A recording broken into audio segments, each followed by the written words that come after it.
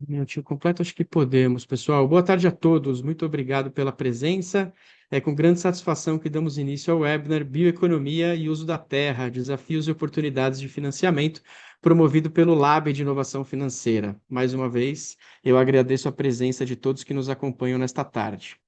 Para quem ainda não conhece, o Laboratório de Inovação Financeira é uma iniciativa multi-stakeholder criada pela BDE, pelo BID e pela CVM, com o objetivo de facilitar o diálogo público-privado para a promoção da inovação e das finanças sustentáveis no Brasil. Através do engajamento de atores e na perspectiva de um ecossistema, o trabalho consiste na identificação de gargalos e soluções inovadoras para destravar a agenda. Eu sou Bruno Youssif, consultor coordenador do GT Finanças Verdes, diretor de sustentabilidade da Iniciativa Agro e hoje moderador deste evento que lança uma publicação desenvolvida pelo subgrupo Agricultura e Uso Sustentável da Terra. Esta publicação foi elaborada sob coordenação dos meus colegas Roberta Simonetti e Eduardo Cury, de quem eu desde já agradeço a dedicação e ao trabalho. Temos a honra de hoje contar com a presença de representantes das instituições gestoras do Lab, que farão considerações iniciais. Nathalie Vidual, superintendente da CVM, Daniel Ricas, especialista sênior do BID, e André Godoy, diretor executivo da BDE. Passo a palavra inicialmente para Nathalie Vidual, representante da CVM. Boa tarde, Nathalie. Boa tarde, Bruno. Boa tarde, pessoal. É uma grande satisfação participar do webinar de lançamento do relatório Bioeconomia e Uso da Terra. Hoje eu falo aqui com o meu chapéu de gestora do Lab e também como representante da CVM, que é uma das entidades que fundou o laboratório. Eu aproveito para cumprimentar também meus demais colegas gestores do Lab, que hoje estão aqui presentes, o Daniel e o André. E, bom, acho que depois de um período de reestruturação do Lab, é muito revigorante ver a nossa engrenagem voltar a rodar, as entregas voltarem a acontecer. Então, eu gostaria de agradecer o trabalho dos nossos consultores e também a dedicação de todos os membros do subgrupo, que foram essenciais na elaboração do material que a gente divulga hoje. Eu me debrucei um pouquinho sobre o relatório e entre os muitos pontos relevantes trazidos no estudo, eu gostaria de destacar dois pontos que dialogam diretamente com temas estratégicos da CVM. O primeiro deles são as barreiras regulatórias, que ainda dificultam a expansão da agenda de bioeconomia, e a necessidade de ampliar a oferta de crédito para pequenos produtores. Bom, esses desafios acabam se relacionando com uma discussão maior, né, aqui falando de CVM, sobre como aproximar o agronegócio do mercado de capitais e como fomentar a sustentabilidade de forma consciente, por meio da mobilização do capital privado. E a gente tem atuado ativamente nessas duas frentes, que inclusive são muito interligadas, são muito conectadas, né? Então, para avançar nessa agenda, a gente precisa, enquanto regulador de mercado de capitais, dar condições, criar um ambiente propício para que modelos de financiamento mais sustentáveis, inovativos, possam acontecer com segurança no âmbito do mercado de capitais. E como que a gente faz isso na prática, né? Agora a gente tem um plano de ação das finanças sustentáveis e um dos pilares desse plano é justamente pensar em formas de aumentar a oferta de instrumentos financeiros sustentáveis no nosso mercado de valores imobiliários, fazendo isso por meio da modernização, do aprimoramento da nossa matriz regulatória, por meio de pareceres de orientação, para trazer segurança regulatória, segurança jurídica para o mercado. Esse plano também está diretamente conectado com o plano de transformação ecológica do governo federal, na máxima extensão possível. E eu também preciso mencionar aqui que agora a gente tem o LIP, um novo ecossistema, né? Não posso deixar de citar, que se chama Laboratório de Experimentação, Aprendizado e Prototipagem. A CVM está trazendo esse novo ecossistema para dentro do ambiente do Lab, então ele está abrigado aqui no nosso laboratório, e ele é uma solução, né, para que o regulador consiga testar e conhecer soluções tecnológicas que possam efetivamente ajudar a gente a enfrentar alguns gargalos, destravar desafios em mercado de capitais, gerar escalabilidade, inclusive, especialmente quando a gente fala de agenda de finanças sustentáveis, né? Então, por que eu estou falando isso tudo? Para amarrar tudo isso que eu falei, acho que a minha mensagem final aqui é que estudos como esse, produzidos no Lab, em que a gente sabe que por trás há um diálogo estruturado, há pluralidade de opiniões, são fundamentais para a CVM, enquanto regulador de mercado de capitais. A gente consome esses conteúdos efetivamente e frequentemente a gente utiliza esses insumos, os insights presentes nos materiais, para buscar soluções regulatórias mais eficientes e, no caso aqui, que estejam efetivamente conectadas com a agenda ambiental, social e climática. Então, você vê, me acompanha com muita atenção tudo que o Lab faz, né? E a gente está sempre buscando fazer essas conexões entre os estudos, a nossa agenda estratégica, o plano de ação, o plano de transformação ecológica, está tudo muito conectado. Então, obrigada pela presença, pela participação de vocês. Eu tenho certeza que hoje a gente vai ter um webinar bastante produtivo. Retorno a palavra para você, Bruno. Obrigada. Obrigado, Nathalie. Daniel, por favor.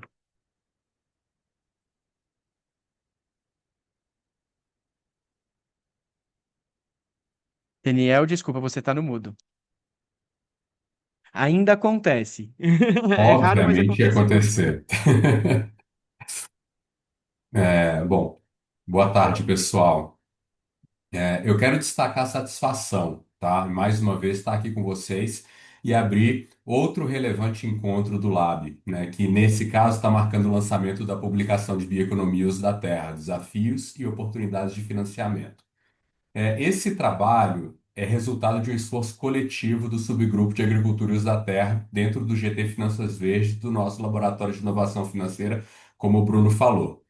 A gente sabe que o Brasil tem uma vocação natural para liderar a agenda de bioeconomia. Nós somos um dos países com maior diversidade do planeta, com biomas riquíssimos, uma enorme capacidade de produzir de forma sustentável. Mas transformar esse potencial em realidade existe mais do que boa vontade. É preciso articulação, é preciso inovação e, principalmente, financiamento adequado. E essa publicação traz justamente isso, um panorama realista, mas também inspirador sobre como podemos viabilizar a bioeconomia no Brasil. Ela mostra que é possível gerar renda, conservar a natureza e promover a inclusão social ao mesmo tempo. Mais do que isso, mostra que já tem gente fazendo isso acontecer, né? Os casos da Taboa e da Conexus são exemplos concretos de como o crédito, quando bem estruturado e acompanhado de assistência técnica, pode transformar essas realidades. E eu pego a deixa e aproveito para agradecer a presença da Natália, né, especialista de finanças sustentáveis da TNC, e do Roberto, diretor executivo da Taboa. Obrigado por nos ajudarem a contar essas histórias aqui hoje. O Lab, por sua vez, tem um papel fundamental nesse processo. Desde 2017, o Lab funciona como um espaço de diálogo entre governo, setor privado, sociedade civil, academia, né, sempre com o objetivo de encontrar soluções financeiras inovadoras para esses desafios de desenvolvimento sustentável. O BID, como um dos fundadores do Lab, em parceria com a CVM e a BDE, tem muito orgulho de apoiar essa agenda, que é estratégica para o futuro do país e do planeta. Não só o BID, mas como eu pessoalmente. A criação da Estratégia Nacional de Bioeconomia no ano passado foi um passo fundamental, né? Mas agora é hora de tirar as ideias do papel e fazer com que os recursos cheguem na ponta, nas comunidades, nos pequenos produtores, nos negócios que mantêm a floresta em pé, né? Eu queria agradecer também a presença da nossa ilustre Karina Pimenta, né, secretária nacional de Bioeconomia do Ministério do Meio Ambiente. Obrigado, Karina, um prazer revê-la. E ela vai abordar esse assunto com mais profundidade e com certeza mais propriedade. Por fim, antes de encerrar, quero agradecer a todos vocês, tá? A todos vocês que nos acompanham, tá? É, Quem me conhece sabe, eu sempre repito esse mesmo mantra. Sem você, sem todos vocês, o Lab não existiria. O Lab é uma plataforma, é um diálogo contínuo, é uma área de experimentação, é uma área de troca. Então, realmente, muito obrigado, tá? É uma honra contar com a presença de vocês, trazendo essas experiências riquíssimas, visões práticas, estratégicas, sobre os caminhos da bioeconomia do Brasil, além de muitos outros assuntos. Obrigado por aceitar esse convite, né, e contribuírem com esse debate tão necessário. E, por fim, André, Nathalie, obrigado pela presença de vocês, obrigado pela parceria até aqui. Eu espero que esse seja um evento e um espaço rico de trocas, aprendizados, conexões, e que ele nos ajude a avançar ainda mais na construção de uma bioeconomia forte, inclusive e regenerativa no país. Obrigado, um ótimo evento a todos e todas. Obrigado, Daniel. Agora eu convido o André Godoy, da BDE, para as considerações. André, é contigo. Olá, boa tarde a todos. Prazer estar aqui hoje. Queria cumprimentar aí Daniel, cumprimentar o Bid, a Nathalie, CVM. Queria reforçar aqui a secretária Karina. Obrigado pela presença, Karina. Queria parabenizar o Bruno, né? Todo o GT Finanças Verdes, a Enilce, né, por todo esse trabalho que está sendo feito, que a gente está lançando hoje, né? De certa forma, é a coroação de um esforço que vem desde 2024, desde o ano passado, né? Que é uma identificação muito clara de que a bioeconomia é, digamos assim, é a cristalização daquilo que a gente chama de transição justa, né? De que é que você poder trabalhar todo esse a questão da transição sem deixar ninguém para trás, a gente promovendo uma série de ações em regiões, e o Brasil tem essa liderança que o Daniel comentou, natural, né? Então, só que quando a gente tenta colocar, e aqui a BDR representa as instituições financeiras de desenvolvimento, que eu brinco que é a casa do pragmatismo, né? As coisas têm que parar em pé para que efetivamente os recursos fluam e efetivamente aquilo ali se torne sustentável do ponto de vista econômico e ambiental, que se tornem negócios, né? Isso aí que vai permitir o setor privado adentrar cada vez mais e poder ter um pouquinho mais de escala, né, nessas iniciativas. E os dois exemplos, os dois cases que são trazidos aqui no âmbito desse estudo, são muito valiosos porque eles são inspiradores, né? Eles demonstram que você ter blended finance, que você ter assistência técnica, isso é a cara dos bancos de desenvolvimento, né? E instituições multilaterais, financeiras, de você trazer esse financiamento híbrido, e ao mesmo tempo que você traz a assistência técnica, você permite que empreendimentos dessa natureza, de bioeconomia, que é um terreno que a gente vai galgando pouco a pouco, mas que o Brasil tem um potencial enorme, seja do ponto de vista econômico, seja do ponto de vista social, eles parem em pé, que eles fiquem efetiva, e esses exemplos vão trazer essa inspiração para que outras iniciativas dessa natureza possam amadurecer e possam prosperar, independente do bioma que a gente verifique aqui no território brasileiro.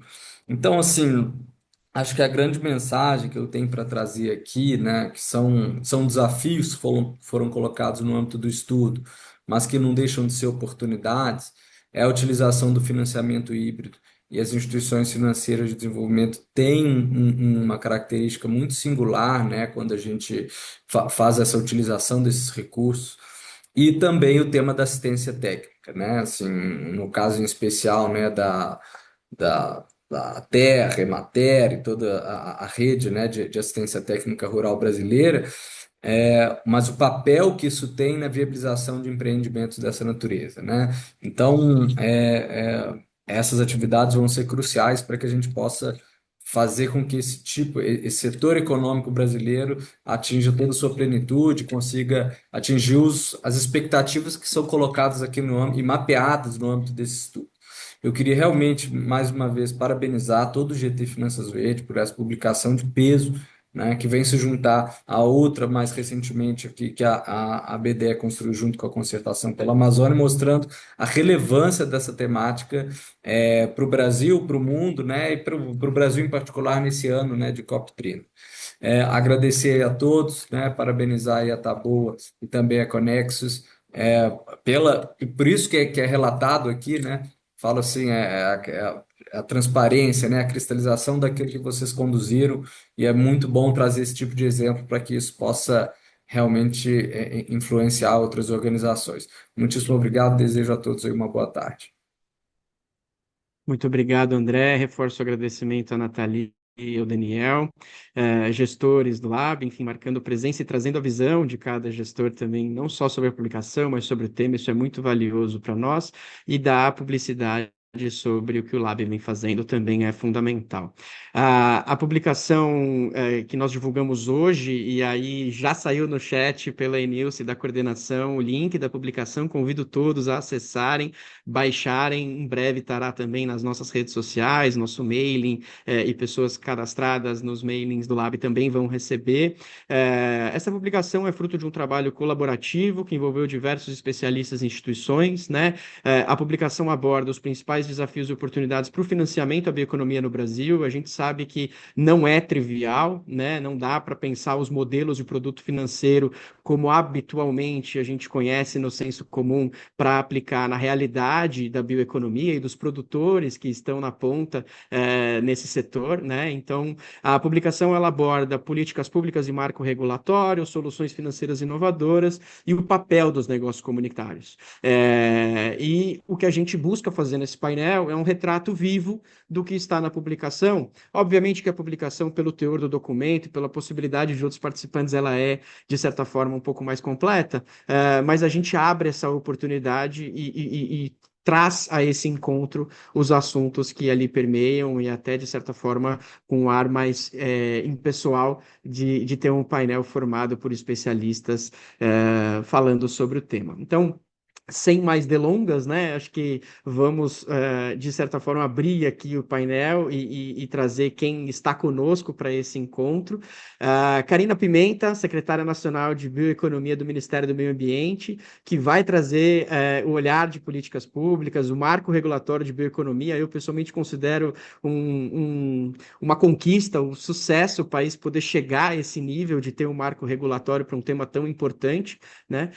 Muito obrigado, Karina. É uma honra ter você conosco. Sabemos do desafio de agenda, então muito obrigado por estar presente. Natália Leite, especialista da TNC e representante do IFAC, que falará sobre soluções financeiras com um olhar de inovação, né, Natália? Natália é uma das maiores especialistas do país em bioeconomia, então muito obrigado, Natália. E, last but not least, Roberto Vilela, diretor da Taboa, que compartilhar experiências de negócios na ponta, a interação e o fortalecimento entre negócios e comunidades e as finanças de impacto. Aqui, por uma questão de ordem, a gente vai começar com a Karina.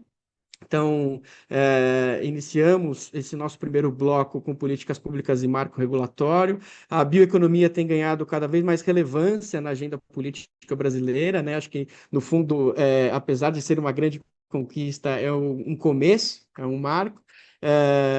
E aí, eu convido, então, a Karina para fazer essa fala inicial, trazer para nós, Karina, o olhar da estratégia nacional, enfim, tudo que tem se passado sobre esse tema e a sua gestão. A gente agradece a sua presença mais uma vez. Eu passo a bola para você. Bom dia, boa tarde, né? Olha só, já estou achando que é outro dia. Boa tarde a todos e todas. É um prazer estar aqui com vocês. Obrigado, Bruno, pelas palavras, a todos, né? O Daniel também, no BID, e todo mundo que está aqui no painel, velhos conhecidos. Muito bom poder dividir com vocês aqui nesse momento que eu acho super especial. Quando eu recebi o convite, eu falei, faço questão de estar nesses espaços, porque acho que é importante a gente, né, tá divulgando, tá atualizando sobre como a gente tem construído a política pública e também está se inspirando e bebendo da fonte que está sendo pensado em termos de estratégia na sociedade, setor privado e tudo mais, né? Acho que essa riqueza desse diálogo é muito importante, né?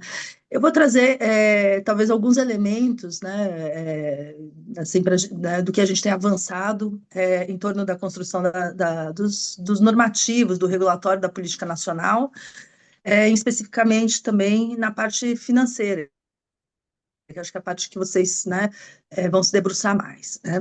Então, acho que já foi bem dito, né, que o ano passado, um ano atrás, mais ou menos, quando a gente criou a Estratégia Nacional, a gente criou um primeiro marco, né? Eles são sempre passos, às vezes parecem pequenos, mas eles são muito importantes na afirmação e na construção das políticas públicas, né?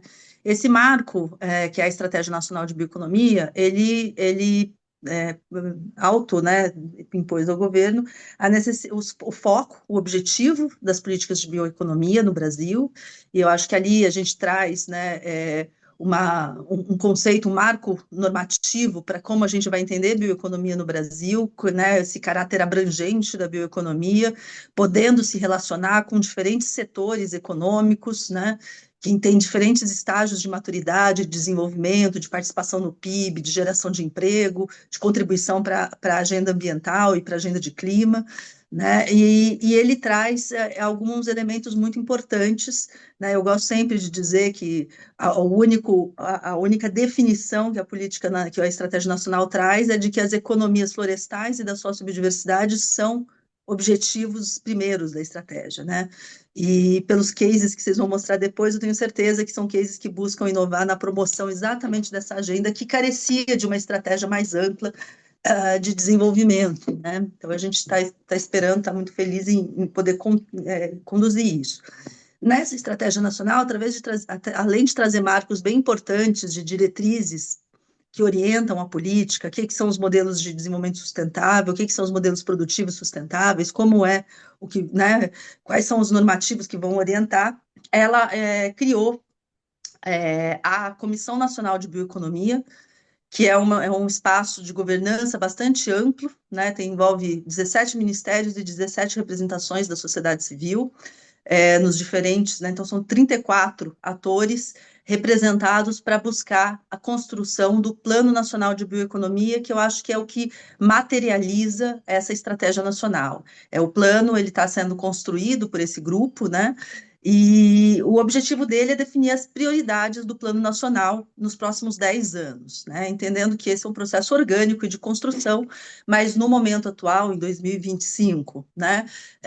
Quais são as estratégias principais, né, as prioridades nacionais para esse tema. Esse está sendo um grande espaço de construção, e eu deixo até o convite aberto, porque é um fórum aberto, não é um fórum privado, ele é um fórum que participar dele significa contribuir e incidir sobre a construção da política pública, e nesse momento é um momento muito chave, né? Nós dividimos o trabalho nosso, né, na comissão entre 3 grupos, então criamos 3 grupos de trabalho, e um deles orientado para como a gente vai tratar as prioridades nacionais relacionadas à produção de biomassa, né, e aí pega muito a parte agrícola, né, sobretudo na sua concepção, no seu trabalho, e uma parte da parte florestal. Tem um outro grupo de trabalho que está olhando para os temas ligados à bioindustrialização, né? E tem um terceiro grupo que até foi difícil nomear, que era o que a gente chamou de ecossistemas terrestres e aquáticos e sociobioeconomia, né? Entendendo que sociobioeconomia é a bioeconomia orientada, né, com o público específico dos povos e comunidades tradicionais, nas suas diferentes vertentes, indígenas, quilombolas, agricultores familiares, mas que também existiam outras economias da bioeconomia que olham para os ecossistemas terrestres e aquáticos, como, né, as economias florestais, a economia da restauração ecológica e tudo mais. Então, a gente foi tendo esse caráter muito abrangente, né? O resultado até agora está sendo, a gente está com 7 missões, a gente adotou a política política orientada por missões, né, ali da Mazzucato como base, por entender que a bioeconomia tem que mostrar sua adicionalidade aos diferentes setores que ela já está trabalhando, então a ideia não é replicar o plano de transição energética, ou replicar o plano de industrialização, ou replicar uma estratégia, mas sim trazer o que a bioeconomia adiciona em termos de agenda climática, resiliência, em termos de sistemas produtivos, em termos de olhar para a biodiversidade brasileira como um ativo também dentro das regras do jogo, e esse tem sido o trabalho que a gente vem realizando nos últimos meses, né, desde fevereiro, quando ela foi instituída.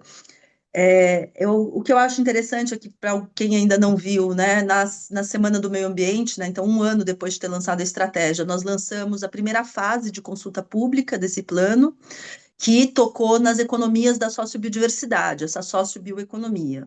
E o objetivo foi exatamente, na segunda fase, vai tratar das outras missões, né? E a gente separou essas 2 consultas, até pelo que foi dito aqui já na abertura. Né, há uma diversidade enorme na bioeconomia, e especificamente quando a gente fala de sociobioeconomia, além de ter um processo de construção diferenciado que envolveu uma consulta pública ampla, as representações dos segmentos em todo o Brasil, a gente entende que precisava ter um espaço de construção com eles específico. Então, tem aí, e é super importante que se contribua.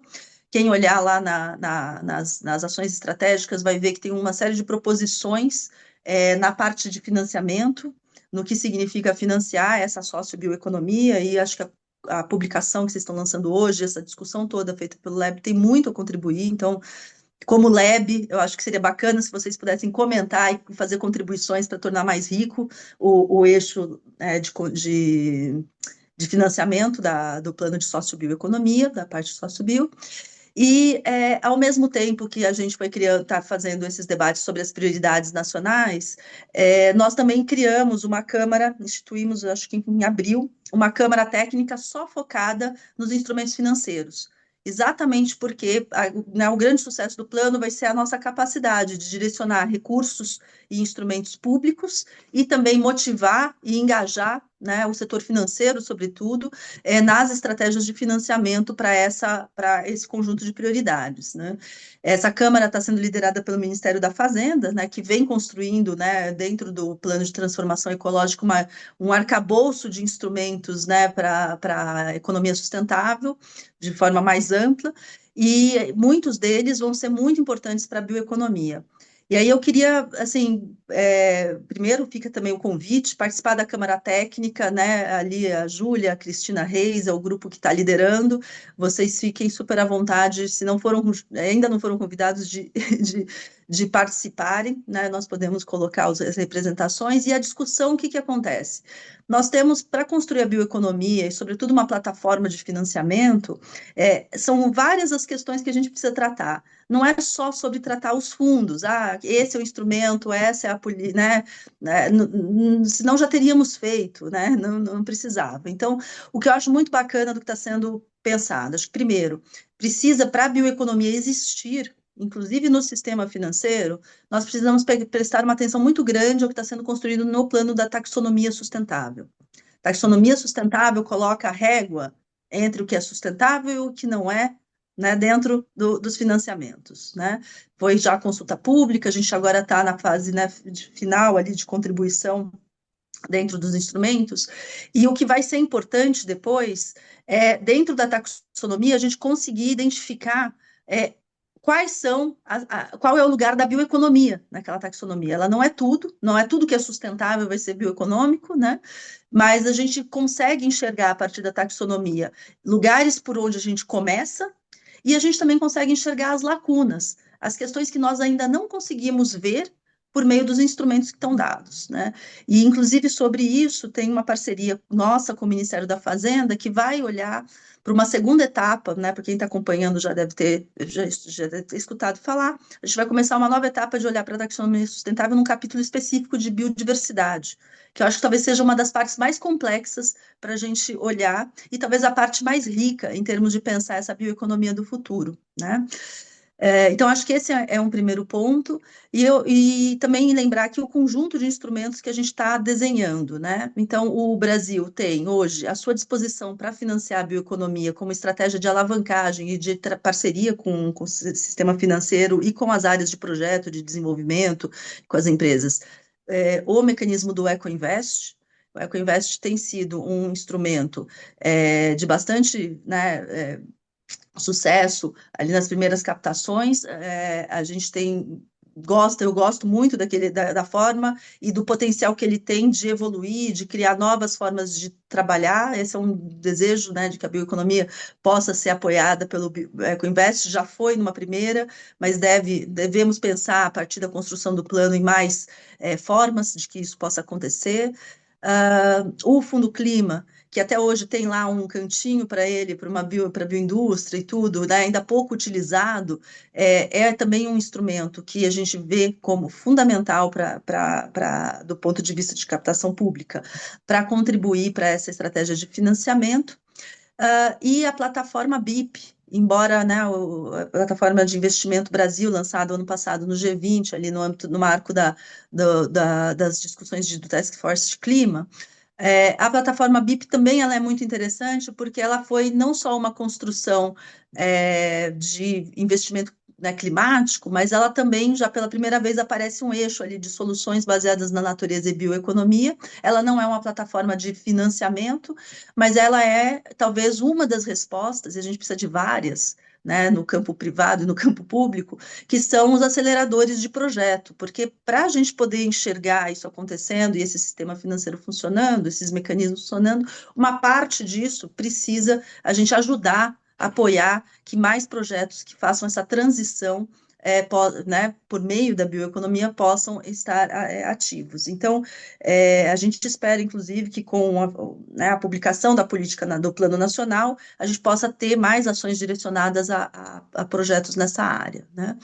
E aí, para não, né, não falar de tudo, mas não deixar de falar, na parte da sociobioeconomia, a estratégia, ela muda um pouco de figura. Esses mecanismos, em geral, eles não conseguem chegar nos pequenos, ou a gente precisa construir sistemas bastante inovadores de como trazer de um capital grande para conseguir distribuir num nível tão, né, fragmentado, territorializado, como é a característica da sociobioeconomia no Brasil. Então, para a gente poder atingir desde Amazônia, Caatinga, Cerrado, Mata Atlântica, né, onde você encontra os produtores de pequeno porte, seja no extrativismo, no manejo, seja nos processos de agroecologia ou de agrofloresta, a gente precisa aí de um conjunto diferente, né? Então, nós também trabalhamos muito no crédito público, né, que acho que ainda é o mecanismo mais barato, né, para se chegar e se desenvolver, e a gente nunca deve descartá-lo, né, que é a chegada do Pronaf nesses grupos.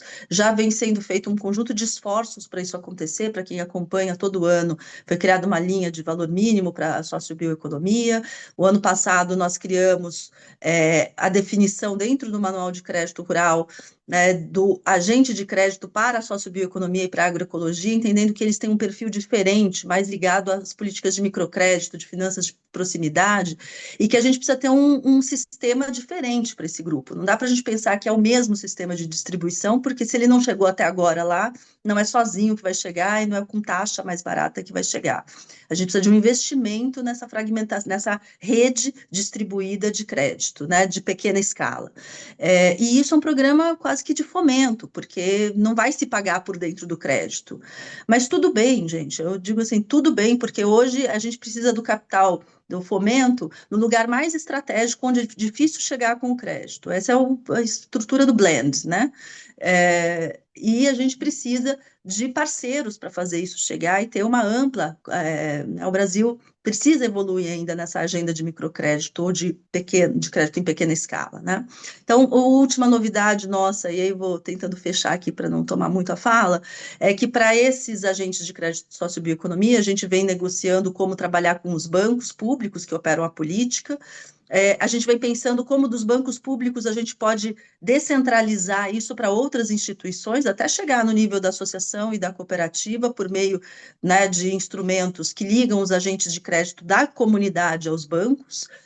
E para isso, o Ministério do Meio Ambiente e o Ministério do Desenvolvimento Agrário criaram um programa, uma portaria que a gente acho que publicou no início desse ano, que é o programa que institui um programa de formação para agentes de crédito em sociobioeconomia e agroecologia, e esse programa credencia agentes de crédito na política pública, que vai ter um tratamento diferenciado para eles. E por que eu estou contando tudo isso? Porque o blend, às vezes a gente quer ver ele todo integrado, né? Mas às vezes ele não é. Então, nesse caso, a gente está buscando, pela política pública, criar essa base. Esse programa de formação, ele pode trabalhar com a Taboa, ele pode trabalhar com Nexus, ele pode trabalhar com a Contag, ele pode trabalhar com vários agentes que podem fazer essa rede de crédito e fazer a conexão deles com os bancos que operam o Pronaf, né?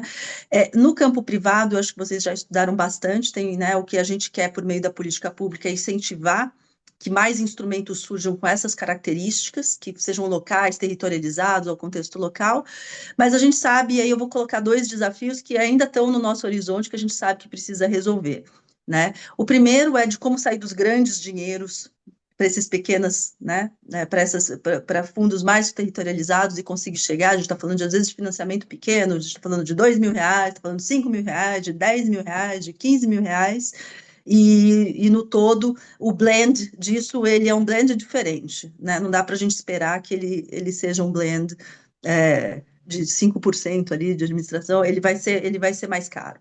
Né? E é ótimo, porque se a gente conseguir gerar resultados nessas pessoas, o impacto social e ambiental, talvez seja, nessa perspectiva, seja um dos investimentos mais baratos que a gente possa fazer, mesmo juntando fomento e crédito. Então, eu acho que a gente, quando olha para o indicador, e o indicador não deve ser só crédito, o indicador é inclusão econômica, é inclusão produtiva, é bem-estar, é bem viver, é prosperidade, a gente muda de figura no tamanho do investimento e na comparação entre o que é reembolsável e o que não é reembolsável dentro da estrutura de blend. Agora, o que nós podemos fazer para isso? Sim, nós podemos fazer mais, né? Nós podemos trabalhar instrumentos na parte de risking e de garantias, que eu acho que a gente ainda tem um campo para avançar, tanto no público quanto no privado, né? E eu queria só finalizar dizendo que tem uma lacuna que eu tenho visto ainda pouco, eu vejo algumas coisas surgindo, mas eu ainda vejo pouco perto do que a bioeconomia precisa para se desenvolver, e aí a bioeconomia maior, não só a sócio-bio, que é as estruturas de investimento de maior risco, na parte de projetos, na parte de inovação, porque a gente não pode esquecer que não é tudo sobre crédito, né? O crédito é uma grande lacuna e ela é importante, mas essa parte dos projetos, sobretudo no que significa a descarbonização, a troca de produtos, os bioprodutos surgindo em substituição a produtos e tudo mais, é uma estrutura totalmente diferente de financiamento e que a gente, na bioeconomia, sem isso, vai ser muito difícil ela prosperar com um nível de agregação de valor, de investimento, de inovação, de produtos de ponta, competitivos, se a gente não se arriscar mais nisso. E aí eu acho que é um campo ainda para explorar muito interessante, tá? Então, é isso, fiz um panorama aqui, espero que tenha pincelado os principais pontos, mas estou super à Que disposição para ótimo. tratar do que vocês precisarem, tá? Obrigada pela oportunidade. Vamos fazer, continuar as trocas. Karina, muito obrigado. Eu acho que, como cidadão brasileiro, antes de mais nada, eu me habilito a dizer o orgulho que se tem, né, de uma agenda que está sendo construída com tamanha robustez e dada a sua complexidade também, né, acho que muito da sua fala realça os diferentes aspectos, a profundidade, a variedade de temas, de assuntos, de necessidades. E agora, no final, enfim, a Natália vai até continuar falando um pouco sobre instrumentos financeiros, mas quando você traz o olhar de lacunas que nem tudo é crédito, acho que é um lembrete final, e eu capturei dessa forma, pelo menos, de que no fundo é negócio, né? Então, a gente não pode nunca se esquecer da complexidade que um negócio por si só já tem, adicionado os aspectos relacionados aos territórios em que estão inseridos, à comunidade, às condições de adicionalidade ambiental e social. Muito obrigado mais uma vez pela sua fala. Natália, enfim, acho que o gancho está mais do que perfeito para continuar nesse assunto sobre soluções financeiras, né? E aqui eu estava aguardando a palavra soluções financeiras inovadoras, porque acho que está imbuído em tudo que a gente está falando a necessidade de inovação nessas soluções, no acesso, né, no chegar na ponta, no formato, como empacota, como configura, quais as condições, enfim. E você, como especialista aí no assunto, eu deixo a bola no alto para você cortar. Obrigada, Bruno. É um prazer, pessoal. Sou especialista de finanças para bioeconomia na TNC. Eu acompanhei bastante o Lab ano passado e a publicação também, coloquei minhas mãos lá. E eu quero gastar 30 segundos para dizer que se eu tô aqui hoje é porque lá atrás, em 2021, eu ouvi um podcast da Karina, num programa Spin, assim, X, uma rádio, e aquilo fez eu querer trabalhar com finanças, assim, foi um dos tijolinhos que eu falei, caramba, eu acho que ressoou tanto aquilo. Então você vê que podcasts têm esse potencial, né? Eu vou usar um slide para me apoiar para fazer a apresentação sobre o IFEC. Fique à Seis vontade, minutos. pode compartilhar sua tela, você tem acesso, e eu te digo assim que estivermos estamos visualizando. Estamos? Em tela Maravilha. cheia agora, maravilha, obrigado. Tá bom. Então, a IFEC é a sigla de Inovação Financeira para a Amazônia, Cerrado e Chaco. A gente trabalha com instituições financeiras para catalisar empréstimos e investimentos para o agro sustentável no Brasil, Argentina e Paraguai. Então, em suma, a gente apoia atores financeiros para que eles desenvolvam seus produtos financeiros, e nós somos uma iniciativa em conjunto com a UNEP, né, que é o PNUMA em português, a TNC e o Tropical Forest Alliance, que é o braço ambiental do Fórum Econômico Mundial. A gente trabalha, então, com aqui essas caixinhas embaixo, a produção agrícola em áreas já abertas, intensificação de pecuária, proteção de vegetação nativa em fazendas e a bioeconomia na figura da agrofloresta e do extrativismo de produtos florestais não madeireiros. E aí, soma a nossa teoria de mudança, a gente entende que tem um quebra-cabeça de fatores para a transição para a sustentabilidade no agro, onde a inovação financeira é uma das peças principais para a gente conseguir aumentar a produtividade de áreas já abertas, para conseguir atender uma demanda crescente de alimentos, né, pensando mundialmente. Hoje, então, a IFEC, a gente tem 25 signatários, divididos em bancos, gestoras, securitizadoras, empresas da cadeia de valor, fundos catalíticos e as operadoras de o que a gente chama de facilities também. Então, a gente tem aqui um grande pool de atores diferentes entre si. Como área do suporte, então, o que que a gente faz para apoiar essas instituições financeiras para desenvolverem seus produtos? Então, acho que uma das principais coisas é o nosso framework socioambiental e o nosso guia de monitoramento de impacto, que isso está disponível no site também, não é só para os signatários, qualquer instituição pode baixar e usar. E a gente bebeu assim das principais fontes, a gente fez uma grande lição de casa dentro das três instituições para chegar nesses documentos que têm critérios para esses modelos produtivos que a gente trabalha. Então, para um produto ser considerado FEC Aligned, tem que seguir essa série de requerimentos que a gente lista lá.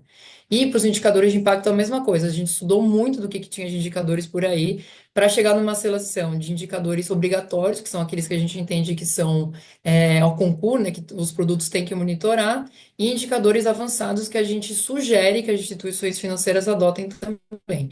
E a gente explica ali um como também, né, para não só... A gente tenta ajudar no detalhe. Temos uma frente de capital catalítico, entendendo como a Karina falou no blended, né? Entendendo que é um dos entraves para esses produtos conseguirem se materializar e escalar. A frente de suporte também para os produtos financeiros. Aqui embaixo, a frente de treinamentos e produção de conteúdo, que é uma das coisas onde a TNC agrega mais, né? Então, uma frente bem robusta nossa de estudar, pesquisar, produzir ciência, a gente gosta bastante. A frente de engajamento com o governo, então a gente busca estar próxima dessas políticas que estão sendo desenvolvidas e que de alguma maneira vão tangenciar e vão premiar esses produtos financeiros. Então, o EcoInvest, a gente está participando das discussões, o TFFF, a gente está participando também. Então, é uma coisa que a gente tenta estar próximo. E os eventos de comunicação, porque, enfim, é importante a gente levar a voz para frente, né? Que nem a gente está fazendo agora, é importante a gente falar sobre isso. E aí, então, eu vou trazer os produtos, como o Bruno bem me pediu. A gente, entre 2021 e 2024, nós tivemos 17 produtos dentro da IFEC. Específico para a bioeconomia, nós tivemos 6, totalizando 15 milhões de dólares de desembolsados, e todos eles se deram na Amazônia.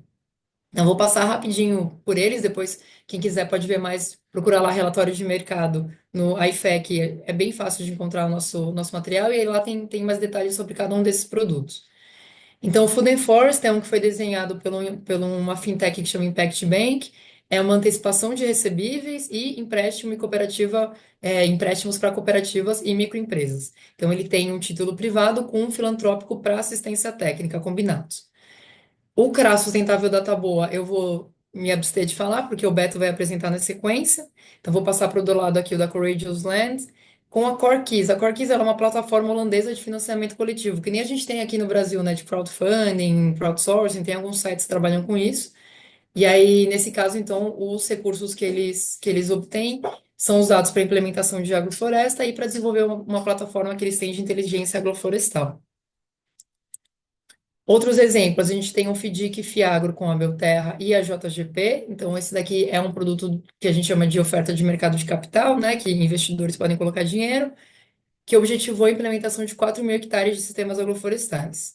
Depois nós temos o CRA Verde, que foi desenhado pelo Santander, atuação do Gaia também, da Conexus e da Belterra, com capital concessional, né? O Blended, do Fundo Vale e da Good Energies Foundation. Esse daqui ele foi dividido, beneficiou tanto a Belterra para a implementação de agrofloresta, quanto a Conexus, que por sua vez beneficiou 22 cooperativas só com esse produto. E depois nós temos a Amazônia Viva, desenhado pela Vert, a Violet, duas empresas, instituições financeiras, a Natura e a Fambio. Aqui são empréstimos de longo prazo para cooperativas, tem uma garantia parcial do risco e um facility, uma estrutura de assistência técnica também. E aqui é legal porque os empréstimos, então, financiam as cooperativas da sua Subbio, visando fortalecer essa cadeia de valor da empresa compradora, que no caso é a Natura, mas poderia ser outra empresa. Então, é um tipo de mecanismo legal que tem uma empresa atuando. E aí, esse slide aqui ele é um pouco conteudista, vocês me desculpem, mas a gente fez um trabalho bem legal de entender, além desses produtos que a gente já tem, que outras oportunidades e soluções financeiras existem por aí. E aí a gente fez isso com base em bastante entrevista com atores do setor, conversamos com muita gente dentro da TNC, fora da TNC, e lemos muita coisa. Então, isso daqui foi lançado em agosto do ano passado, e até então acho que nossa equipe leu, acho que tudo que tinha de bioeconomia para ler, para a gente conseguir destrinchar bem os materiais. Então, a gente dividiu a cadeia da SocióBio nessas 4 etapas, pensando no manejo de capital natural, agregação da produção, o processamento e o marketing. E aí, quando a gente olha para o manejo do capital natural, a gente entende que a necessidade é a concessão e alocação de terras públicas, aquisição de terra para restauro e conservação. Ter finanças, então, para viabilizar essas atividades e ter finanças para cumprimento de legislação também. Então, aqui a gente está olhando para déficit de reserva legal, déficit de APP, que tem que ser recuperado. Aí, aqui as possíveis arquiteturas financeiras. Pode ser um PSA, então crédito de carbono, um produto de mercado de capitais, compra de terras para restauro e conservação. Isso está acontecendo, né? Tem muitas empresas trabalhando com isso, com carbono, com restauro. Mecanismos de doação, pensando em recursos para o fortalecimento de governança territorial, também é uma oportunidade. E os tais títulos da natureza, títulos soberanos, que é uma coisa que a TNC também trabalha bastante. Depois, quando a gente olha para a agregação da produção, aqui é necessário um financiamento tanto para longo prazo, para implementação e expansão, quanto para curto prazo, pensando em melhoria dos processos. E assistência técnica e gerencial, né, como já foi comentado aqui. E aí, as arquiteturas financeiras pode ser dentro do mercado de capitais, pensando em equity, pensando em empréstimos, então os CRAs, estão aqui nessa seara, empréstimos de longo prazo, e aqui o microcrédito também entra. E, de novo, doações para recursos de assistência técnica continua sendo necessário. E a gente aqui tem as opções das dívidas corporativas, né? Quando uma empresa emite uma dívida e a gente pode colocar dinheiro nisso, né? Os títulos privados que chamam. E outros possíveis arranjos. Então, tem muitos exemplos também de parceria entre produtor e empresa de implementação ou empresa de insumo. Isso acontece bastante no mundo da commodities e a gente pode se inspirar na SócioBio também. E as garantias alternativas que talvez o Beto comente depois. Agora, indo para o processamento, aqui o necessário é finança para desenvolver esses atores, né, cooperativas e indústrias que vão cuidar do beneficiamento, e subsídios para estruturar a governança. Como exemplo de arquitetura, a gente tem tanto empréstimo, tipo o CRA, MST, o CRA da Tobasa, foram mecanismos que foram empréstimos para aquisição de maquinário, e equity direto, então, empréstimo e investimento direto nas empresas. Continua, então, o recurso para assistência técnica, que também se faz necessário, e, de novo, as dívidas corporativas, os títulos privados. Por fim, quando a gente olha para o marketing, a última etapa da cadeia, aqui a gente tem as empresas, né, de cosméticos, alimentos, varejistas, os mercados. E aqui a necessidade de investimento é para fortalecer a cadeia de valor e os fornecedores, então, para conseguir estipular esses contratos de longo prazo sustentáveis, tanto do ponto de vista financeiro, né, que o contrato continue se pagando e seja financeiramente sustentável, quanto sustentável socioambientalmente. E aí, aqui em termos de arquitetura, a gente pode pensar no PSA, preços prêmios que a gente escolhe pagar um pouco mais caro para um produto que a gente sabe que a gente está pagando uma floresta em pé, que a gente está pagando uma logística com menos atravessadores, enfim, que explorar esses mercados de nicho. Produtos no mercado de capitais. O CRA Oakberry também é um exemplo disso, de expansão de franquias, financiou a expansão da Oakberry. Equity direto nas empresas, pensando em P&D, marketing, branding, de novo para explorar esses nichos de mercado. Finanças para certificação, então pensando em empresas que querem um selo de denominação de origem, ter um Origens Brasil, um FSC, né, uma certificação. E por fim, o off-take também, que é contratos de compra e venda. Nessa mesma toada que a gente estudou outras arquiteturas possíveis, a gente estudou também lições aprendidas do setor. E aí a gente dividiu nesses 3 pilares. Isso aqui foi com base nas entrevistas também, em revisão de literatura, tem muita coisa escrita sobre isso, que bom. Então, começando, pensando na viabilidade do projeto, tudo que eu li aposta para processo, aponta para a importância de processo participativo, para a necessidade de mapear os prestadores de serviço, fortalecer esses agregadores, né, associação e cooperativa, e é importante também ter esse entendimento de que algumas iniciativas não vão ter o objetivo de estar constantemente aumentando o crédito, aumentando receita, essa palavra do escalar, né, que a gente repete muito quando a gente está nesse mundo das finanças. Então é importante entender que algumas iniciativas não vão ter essa ambição e que está tudo bem, e que algumas também não vão ser tão bem-sucedidas, o que justifica ter um mecanismo de primeiras perdas nas estruturas financeiras.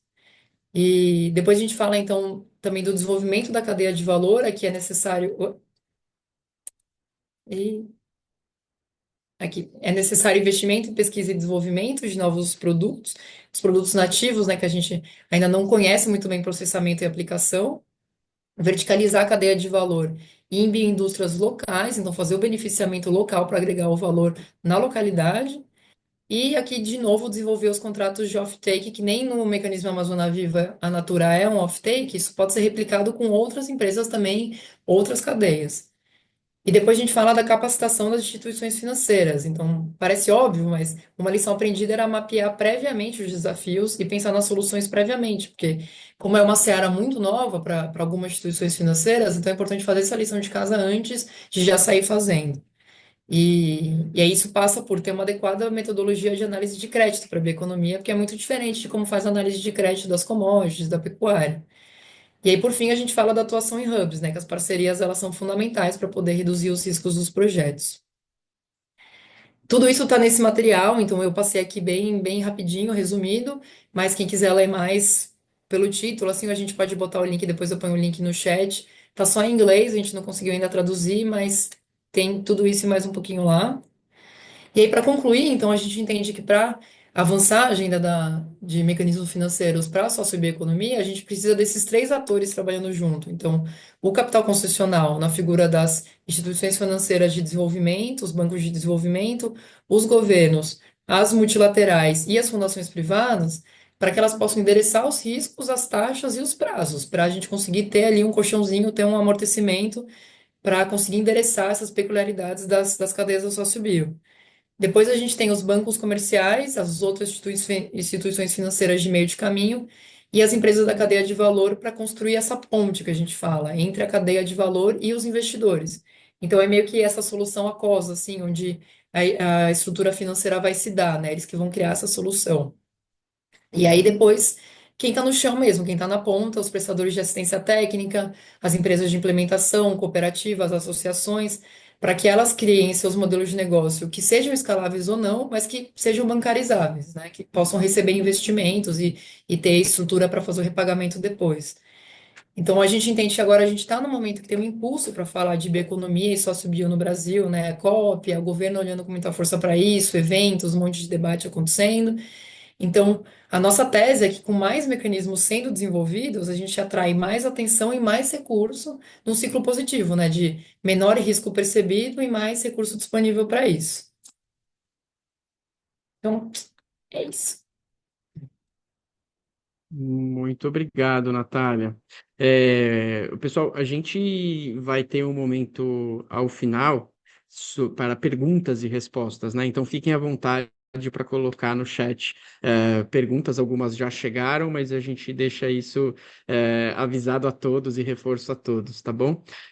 Natália, obrigado. Acho que fica muito claro a variedade de instrumentos, a variedade de finalidade e até a maneira como vocês organizam diferentes uso desses recursos, né? O que é bem oportuno, fica até aqui uma curiosidade, uma dúvida, se é que existe alguma mensuração por parte de vocês do que é investimento, né? E aqui eu estou pensando em CAPEX, novidades, enfim, investimento puro, e o que é financiamento da atividade, né? No sentido mais ordinário, digamos assim.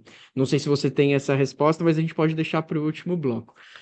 Pelo menos a proporção, se é mais um ou outro, ou qual a proporção de um para outro. Eu agora, na verdade, tenho a curiosidade de ouvir do Roberto, então já vou te convidando aqui, Roberto, a saber, e na ponta, né? E essa realidade toda, lá para o empreendedor, nas comunidades, enfim, como é que chega, ou como é que se percebe toda essa disponibilidade, ou no mínimo possibilidades que existem. E aí, se você puder, inclusive, Roberto, poder explorar rapidamente o perfil dos produtores ou o perfil dos empreendimentos que vocês aí têm contato e que você vai trazer representado na sua fala, para nós também é muito importante. Deixo a palavra contigo. Muito obrigado pela presença mais uma vez. Obrigado, Bruno. Boa tarde a todas e todos. É uma honra estar aqui, fazer parte da publicação, né? A Taboa é uma organização que tem 10 anos de história, né? Fundada aqui no litoral sul da Bahia. E eu vou usar alguns slides também para poder Fique à facilitar. vontade.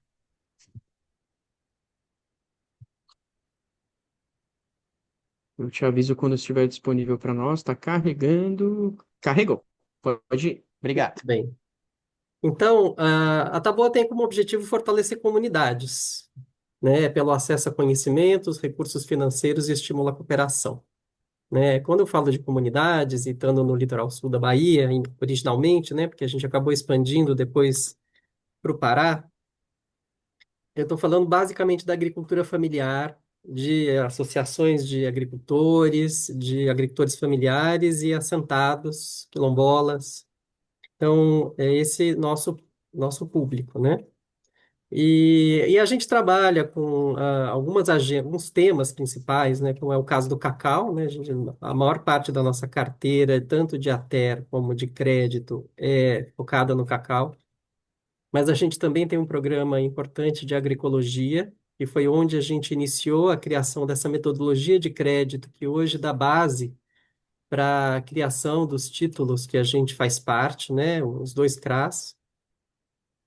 A gente trabalha com fomento à meliponicultura, que é a produção de mel de abelha sem ferrão, que também é uma agenda importante da BIA, e a restauração produtiva, com inclusão, né? A gente quer trazer a agenda da restauração para a agricultura familiar e a gente está iniciando esse trabalho também. E a gente trabalha, a questão é complexa, né? A gente trabalha com um conjunto de serviços, ou feitos por nós, parceria, né, que envolve até para produção, beneficiamento, comercialização e crédito. Então, são um pouco de onde o que a Taboa é, o que faz, né? Falar um pouquinho do cacau, porque a gente está tratando de bioeconomia, né? O cacau na nossa região, a gente trabalha com esses dois sistemas de plantação do cacau, o sistema Cabruca, né, para quem não conhece, é um sistema utilizado na Bahia, onde o cacau é plantado à sombra da Mata Atlântica, foi responsável pela preservação da biodiversidade nessa região, uma vez que ele não é plantado a pleno sol, né, não precisa se desmatar completamente a floresta para se plantar, e também sistemas agroflorestais, né, onde os pastos degradados podem ser substituídos por sistemas agroflorestais. Então, a gente trabalha com essa perspectiva, a gente nunca faz crédito para outros sistemas, como o pleno sol. Qual que é o diagnóstico, né, de onde a gente partiu, né? A gente partiu de uma pesquisa, né, que ilustra o que, com dados, né, com 2.400 cacauicultores, feita pelo Instituto Floresta Viva, de que só 5% dos cacauicultores tiveram assistência técnica regular. Então, é importante diferenciar a assistência técnica de vez em quando da regular, porque a regular é aquela que realmente faz diferença, né? E aí tem um desafio, né? Inclusive do custo disso. E o acesso a crédito também, né? 63% não tinham acessado não tinham acesso a crédito e só 15 receberam crédito para o cacau, né? Na vida. Então, estamos falando aí de um cenário de precariedade mesmo, né? A Taboa acredita muito nessa parceria crédito e até, né? Então, a gente só faz crédito para agricultores que estão sendo acompanhados com a TER regular.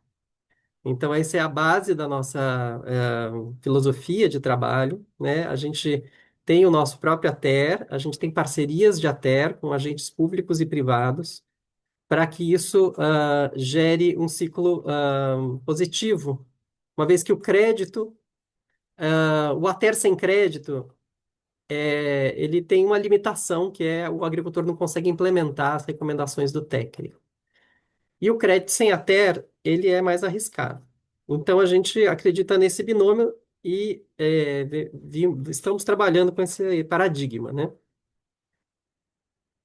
O que que aconteceu? A gente iniciou o nosso trabalho criando uma linha de crédito para a agroecologia e um processo uma metodologia de originação de crédito que fosse acessível a esses agricultores que não estavam conseguindo acesso ao Pronaf. Então, ele é mais caro que o Pronaf, né? A taxa de juros é de 1% ao mês, é um pouco menos, na verdade, é 12% ao ano. Um crédito de 3 anos, com pagamentos semestrais, no caso do cacau, porque a cultura ela tem safras semestrais, então a gente casa o pagamento com a safra para garantir que o agricultor tenha como pagar a parcela sem passar sufoco. O valor médio, né, o valor máximo era de 40 mil, a gente já aumentou isso hoje para 100 mil reais, mas a nossa média atual está em torno de 25 mil reais. E a gente utiliza como garantia, na maior parte dos créditos, o que a gente chama de grupo solidário ou aval solidário, que é a possibilidade de diversos agricultores que tomam crédito em grupo, geralmente de 3 a 5, eles se garantem entre eles o crédito, né? Eles são avalistas uns dos outros.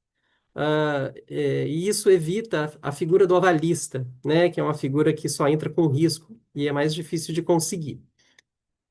O grupo solidário tem várias outras vantagens, né? Ele ajuda, um agricultor fica atento ao outro, ajuda na cobrança, ajuda quando alguém tem dificuldade. Enfim, é uma metodologia muito potente, né? Muito consolidada, inclusive, na América Latina e em outras partes do mundo, e a gente se vale dessa metodologia. Qual que era o nosso gargalo? Era capital para emprestar. Então, a gente tinha um fundo de 400 mil reais, oriundos da filantropia, e a gente decidiu dar um passo de crescimento e criamos o primeiro CRA sustentável do cacau, com o Grupo Gaia, o Arapiaú, o Instituto Manise, e depois, na segunda operação com o BNDES, com a nossa. A gente ganhou aquele edital de Blended Finance do BNDES para a bioeconomia, então incorporamos o Solidaridade para atuar em parceria conosco na Amazônia, no Pará. Esse CRA, né, foi lançado em dezembro de 2020, a gente está no fim dele, até o fim do ano a gente vai ter devolvido todo o capital com juros. Foram 315 créditos. O fundo era de 1 milhão de reais, era um CRA muito pequeno, com o objetivo de demonstrar a viabilidade, porque havia uma descrença muito grande sobre a adimplência dos agricultores familiares do cacau. Então, era um setor que sofreu com uma praga, né, vassoura de bruxa, há 40 anos, caiu em descrédito dentro do setor financeiro. E eu tenho muito orgulho de dizer que a nossa inadimplência hoje é zero. Ela vem abaixo de 1%, mas hoje ela está zero. Eu espero terminar essa operação com 0% de inadimplência. O dinheiro foi e voltou. A gente teve um aumento muito expressivo de renda, né? Foi um aumento médio aí de, se não me engano, 60% de renda, e de produtividade acima de 50%. a, o público, né, 92% pretos e pardos, 33% de mulheres, né? Então, estamos falando 74% em assentamentos e projetos de reforma agrária, assim, dizendo que, olha, a gente chegou no foco que a gente precisava chegar, né? E isso é fruto de uma metodologia, né? E um pouco dessa metodologia eu já falei para vocês, tem a ver com a gente atribui a garantia solidária, é uma parte importante da metodologia, mas a outra metodologia, outra parte dessa metodologia tem a ver com como a gente elabora as propostas de crédito, né? A gente elabora cada proposta junto com o agricultor, né? O agente de crédito senta com o agricultor, discute o projeto junto com ele, até chegar num caminho onde os dois acreditam na proposta. Então, é só a partir daí que a gente encaminha essa proposta para o comitê de crédito, né? O que resulta, após a aprovação, ah, numa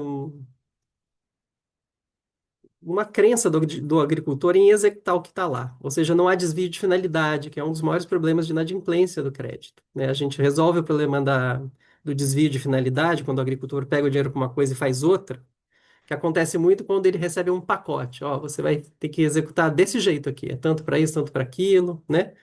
Então, a gente caminha dentro dessa customização. E, por fim, o acompanhamento técnico, contínuo e de qualidade, né? Eu acho que vale, destacar aqui que na segunda emissão a gente ampliou o rol de parceiros, né? A gente, além de trabalhar, com a Rede Povos da Mata, que já era nosso parceiro, uma rede de agroecologia importante da Bahia, o Solidaridade, que tem um trabalho consolidado de assistência técnica no Pará com cacauicultores, e também com um programa público de assistência técnica rural, de um consórcio chamado CIAPRA, né, um programa Cacau Mais, com quem a gente estabeleceu um termo de cooperação para conseguir expandir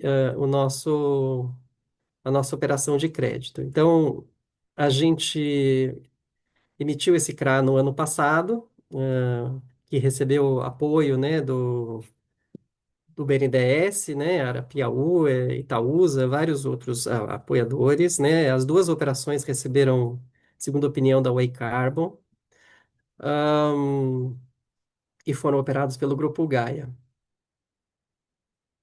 Aí a gente tem os números iniciais foram 462 créditos, né, e acho que é interessante olhar para essa pulverização, né, 10 milhões de reais chegando inicialmente a 462 pessoas. Então, o desafio que a Karina mencionou de pulverização, as organizações de base têm essa capacidade, né? E uma das reflexões que eu trago é como é que a gente cria arranjos institucionais em que atores de base podem contribuir para essa territorialização da originação de crédito, né? Então, a Taboa é o MOCIP, microcreditícia, né?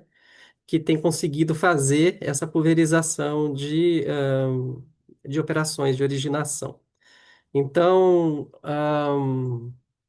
os créditos tiveram aí um ticket médio de R$ 22.000, bem superior à operação anterior, que era de 7,5. A gente tem aí primeiros dados do primeiro ano de operação, um aumento de produtividade de 19%, né? Ainda não podemos afirmar que isso é só por conta do crédito e assistência técnica, porque não é um número que tem grupo de controle, mas é um número que a gente acompanha, né? Ahn, a minha apresentação era isso. Não sei se eu posso abordar alguma coisa a mais que... A gente já vai falar disso, Roberto. Eu agradeço imensamente. Eu tinha uma pergunta de bate-pronto para te fazer, se o aval solidário corresponde, né, em eficácia e eficiência no seu resultado, mas você mesmo respondeu quando trouxe a inadimplência desse CRA, ou das operações envolvidas nesse CRA, das atividades, com zero inadimplência, então acabou que você mesmo já respondeu aqui. Nós vamos ter mais alguns minutinhos para pergunta. Mas já estava previsto, inclusive, que a Karina ela tem um outro compromisso, e ela gostaria de poder pelo menos se despedir. E aí fica à vontade, Karina, se quiser reagir ou deixar no ar alguma pergunta para os nossos colegas aqui, fique à vontade. Não, obrigada, Bruno. Desculpa ter que sair um pouquinho antes. Não, só parabenizar a Natália e o Beto por tua apresentação, as experiências, um riquíssimo levantamento feito, e eu sempre gosto de ver como que a Taboa está crescendo e desempenhando bem esse papel do microcrédito, que a gente tanto precisa ver florescer no Brasil, em várias regiões, tá? Meu agradecimento, estamos abertos, respondi no chat, quem quiser, a Aos questão da membros. Câmara Técnica, né? Tem um e-mail da Comissão Nacional de Bioeconomia. Fica o convite aberto para todos e, bom, pena que eu não vou poder ficar aqui para responder, eu tenho que realmente sair, que eu estou 15 minutos Fique atrasada. tranquila, Karina. A gente Tá bom, agradece imensamente a sua presença. Obrigado, viu? Agradeço a sua obrigada, equipe também, que foi muito cordial. obrigada, gente. Tchau, tchau. Um abraço. Pessoal, a gente continua aqui mais uns minutos. Temos algumas perguntas endereçadas à Natália e ao Roberto. Eu vou começar pela Natália. Natália, eu até agradeço, eu pessoalmente, por óbvio, já tinha tido contato com a iniciativa antes, né? E sei que vocês têm metas ambiciosas de desembolso, não direto, né? Como você muito bem explicou, mas via signatários, para o financiamento de produção sustentável, vamos colocar assim de maneira abrangente. E aí o interesse em saber, então, a pergunta que chega, quais têm sido os maiores desafios enfrentados em especial aquilo que limita a escala, né? Porque das operações que você colocou, algumas delas são customizadas, digamos assim. Então, queria que você comentasse um pouco sobre desafios, escalabilidade e se já existe, inclusive, algum caminho aí, algum plano de ação para superá-los. Tá bom, Bruno. Existem desafios alguns. Eu acho que o principal é acessar o capital catalítico, né? Em todas as estruturas que eu apresentei, ele existe de alguma maneira, desempenhando algum papel, vindo de algum lugar. Mas isso não quer dizer que é fácil, que é abundante, que todas as estruturas conseguem acessar. Então, acho que esse é o principal entrave mesmo. Então, esse capital catalítico, ele pode tanto entrar nas estruturas para baratear como o crédito chega na ponta ou para melhorar as condições, né? Então, o agricultor que toma aquele crédito tem mais tempo para repagar, ou ele tem mais tempo de carência, né, para começar a pagar. Então, tanto esse capital pode entrar nessa estrutura para melhorar as condições dela, quanto pode entrar numa estrutura paralela filantrópica para custear a assistência técnica. Então, ele é muito necessário, ele é super importante nos instrumentos. E ele é difícil porque muitas vezes o que se proclama capital constitucional, ele não tem as taxas tão boas, então ele não acaba barateando tantos custos, ou tem alguma série de requerimentos que, por exemplo, a FC, assim, é um grande bolso de capital catalítico que a gente tem, mas tem alguns requerimentos que são duros para as instituições conseguirem garantir que estão cumprindo. E isso acaba encarecendo, né? E o monitoramento requerido, toda essa inteligência por trás para conseguir acessar esse capital acaba até encarecendo. Então, para instituições pequenas, trabalho com sócio bio é mais difícil ainda. Então, nesse sentido, a gente até, no IFEC, a gente percebeu isso e desde o ano passado a gente começou a trabalhar num fundo de capital catalítico, que é o CICAT, né? Não sei se quem está aqui talvez já tenha ouvido falar dessa sigla CCAT, né? Que é o Catalytic Capital em inglês para Agricultural Transition, né? Para a transição da agricultura. E a ideia é que a gente, sendo o TNC e tem uma gestora que é a Vox, a gente consiga acessar esses grandes bolsos de capital catalítico para conseguir ficar dentro, digamos, do nosso bolso para facilitar que instituições menores consigam vir acessar direto. Então, acho que esse é um grande entrave e uma solução que a gente está tentando endereçar. E aí, só para não me estender, eu acho que outras formas de endereçar é um pouco do que a Karina falou, né? O EcoInvest é um jeito de trazer capital de fora para cá também, para ter mais capital catalítico. O TFFF, esses programas do governo são maneiras também que a gente busca endereçar. Tava no mudo. Legal, Natália. E isso tem uma conexão com um outro ponto da sua apresentação, que me chamou a atenção quando você explanou sobre uma operação de longo prazo, né? E aí tem também, a gente sabe, do lado dos investidores ou, enfim, dos agentes do capital, digamos assim, de percepção dos riscos, né, envolvidos não só em projetos que, em tese, são novos, inovadores, muitas vezes, mas também em operações de longo prazo, que por si só já teriam as suas características, né? E aí a curiosidade é saber se vocês têm trabalhado para mudar essa percepção ou para adequar essa percepção à realidade, que tipo de discurso ou de arranjo se usa. A gente entendeu que o capital catalítico é um dos agentes dessa diluição de risco, mas o que mais, né? O que está envolvido nesse tipo de narrativa? Uhum. Cara, a gente tenta atacar isso de várias frentes, assim, Bruno, e acho que é um trabalho meio de formiguinha mesmo, que envolve conscientização, então, falar, por exemplo, pegar a experiência do Beto, 0% de inadimplência, pô, isso é um número que a gente tem que vincular, né? E falar sobre quando a gente recebe do investidor essa percepção alta de risco e esse medo, isso é dado, né?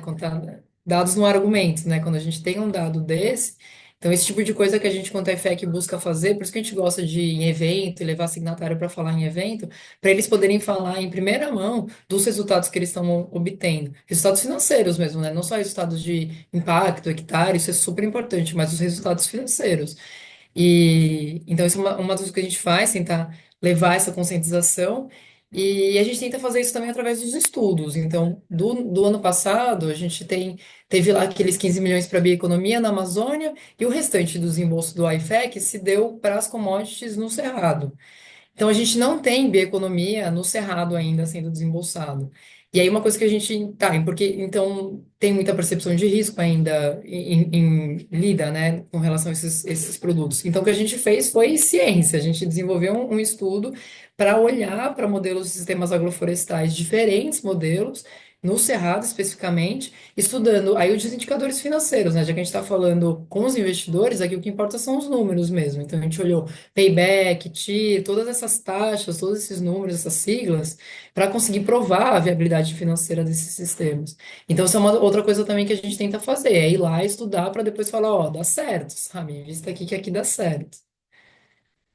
Maravilha. Eu fiz essa conclusão na fala da Karina, vou tomar a liberdade de fazer uma conclusão similar. Na verdade, além de bio, é economia, né? A gente está falando de negócio e os indicadores econômicos financeiros precisam estar integrados aos indicadores de impacto, ou vice-versa. A narrativa seria até mais condizente com quebrar barreiras e gerar essa transição, né?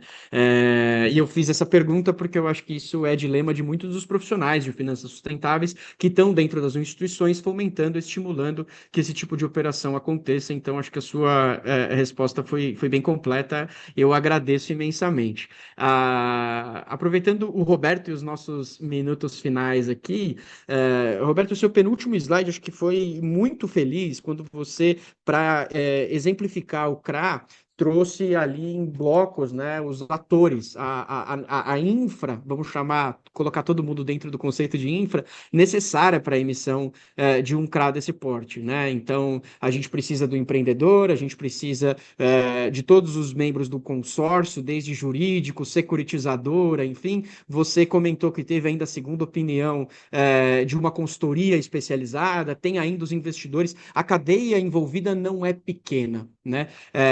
Mas lá no começo da sua apresentação, você traz no diagnóstico, antes mesmo de vocês implementarem algumas das soluções, de que há uma dificuldade de acesso por parte dos produtores, né? E aqui a gente não está falando nem de um acesso caro ainda, estamos falando de acesso, né? De possibilidades para acessar capital. E aí a pergunta se você consegue trazer para nós os principais desafios enfrentados pelos negócios, pelos empreendedores, para acessar financiamento adequado, né? Acho que o CRA é um resultado feliz, uma prova real aí de uma solução, mas como a Natália trouxe na fala dela, existem diferentes instrumentos. Você arriscaria elencar alguns dos desafios aí? O que você acha que a gente poderia manter no radar para até em próximos estudos e próximos webinars trazer potenciais soluções? Vamos ver. Primeiro, eu gostaria de mencionar ainda sobre os parceiros, o papel da Rabo Foundation. A Rabo Foundation entrou com um recurso catalítico e a gente teve que enfrentar um problema que é a questão do câmbio. Caríssimo, né, fazer um hedge de operação para isso.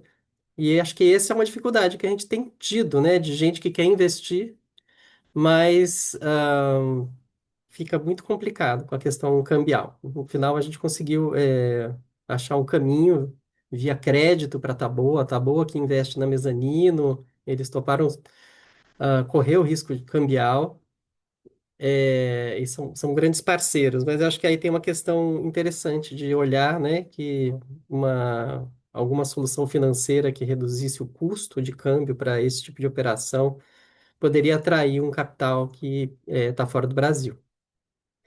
Eu queria também tratar de um outro assunto que é a falta de olhar para a Mata Atlântica, né? Eu tenho conversado com muitos investidores e Amazônia, Amazônia, Amazônia, Amazônia e Cerrado, mas a Mata Atlântica é um bioma importantíssimo do Brasil e precisa começar a ser olhado de novo, né?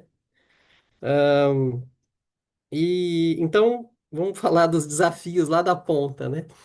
É, olha, uma parte deles tem a ver com documentação da terra, por exemplo, né? A pessoa comprovar que ela tem titularidade da terra, né? As relações de propriedade da terra no Brasil são muito complicadas, né? E a gente esperar que tudo se resolva para poder oferecer o crédito é uma coisa que simplesmente não vai funcionar, né? Então a Taboa simplificou, né? A gente aceita um termo de posse mansa para a gente é suficiente, né? Geralmente a gente conversa, porque a questão da finanças de proximidade, quando tem um agente de crédito, conversa com os vizinhos, entende se aquela pessoa está ali há quantos anos, se é agricultor de verdade. É fácil comprovar desse ponto de vista, né? Então, o microcrédito no mundo em todo é assim, né? Ele arruma formas de verificar a informação, não necessariamente por documentos oficiais, né? Então, agora tem um outro aspecto que é o próprio interesse ou agilidade do setor financeiro na ponta. Então, assim, é muito moroso. Então, a pessoa, mesmo que ela consiga toda a documentação, ela demora muitos meses para ter acesso, né? E a gente tem casos, assim, muito práticos aqui, de esperar 9 meses depois de entregar uma documentação completa. Então, a gente consegue entregar o crédito em 15 dias, né? Então, isso faz muita diferença para o agricultor. Ele falou, bom, o outro é muito barato, mas esse chega. E chega logo, né? Então, chega para essa safra. Então, eu acho que tem um desafio enorme de criar incentivos na ponta para as instituições financeiras. Se não entrar na meta do gerente, ele vai trabalhar outros produtos financeiros que estão, vamos ser bem claro, né? O gerente de agência, ele tem muito poder nessa história de distribuição de Pronaf. E ele não tem sido incentivado para fazer isso adequadamente. Então, às vezes a política está bem escrita, mas lá na ponta o agente não está fazendo, né? É uma possibilidade, né? Não quero apontar dedo para todos os lados aqui, mas eu acho que tem que se olhar isso do começo ao fim. Primeiro, ver se a documentação exigida é compatível com o público que se quer atender. Eu acho que necessita de simplificação. É, e também incentivar os atores que fazem esse trabalho, né? Então, e que tenham agilidade, enfim, que tenham, além dos outros fatores já mencionados aqui, por exemplo, ter agentes de créditos com foco em agroecologia, porque é uma análise diferente, é um produto diferente, não pode ser, padronizado como é o crédito de outras culturas, de outras, né, formas de trabalhar a agricultura. Eu acho que esses Perfeito. são, assim, os principais, eu diria, né? Ter um olhar, assim, realmente Realidade, né? Da focado no prática. público que se quer Tá atender, certo. né? Tá Porque o que eu certo. vejo muito são programas, né? Dizendo assim, nós vamos ajudar os agricultores a chegar nas exigências do programa que existe. Eu tenho visto gente fazendo isso. E Uhum. eu acho que isso tem sido importante, mas pouco eficiente. Perfeito. Faz todo sentido para mim, Roberto, a sua resposta. Inclusive, algo que a gente discute muito aqui dentro da empresa, do meu outro chapéu, né, da iniciativa Agro, que é a gente olhar pela lógica do incentivo e não da punição. Aqui, talvez, no seu exemplo, não precisaria ser tão extremista como eu trouxe a palavra punição, mas você está trazendo um olhar de realidade, daquilo que é possível de ser executado, de ser comprovado, ou que está dentro da realidade destes empreendimentos, né? Então, acho que faz todo sentido. Eu agradeço as considerações. Bom, chegamos ao final do nosso webinar. Eu gostaria de agradecer imensamente aos nossos painelistas, a secretária Karina, que precisou sair um pouquinho antes, Natália Leite, o Roberto Vilela, pelas valiosas contribuições e os insights compartilhados hoje.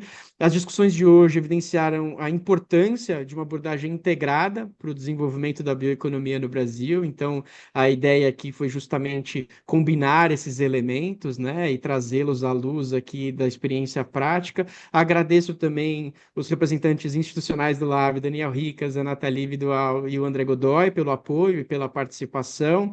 Reforço o agradecimento a Roberta Simonetti e o Eduardo Cury, que coordenaram e conduziram essa publicação. Agradeço também a Enilce e o Dalton, que atuam na secretaria do Lab, e o Lucas Beltrame, meu colega aqui na coordenação, e a presença de todos que nos acompanharam nesta tarde desde o começo. A gente chega com a sala ainda cheia no último minuto do nosso webinar. Esperamos que as discussões da publicação lançada hoje possam contribuir para o avanço do tema da bioeconomia no Brasil.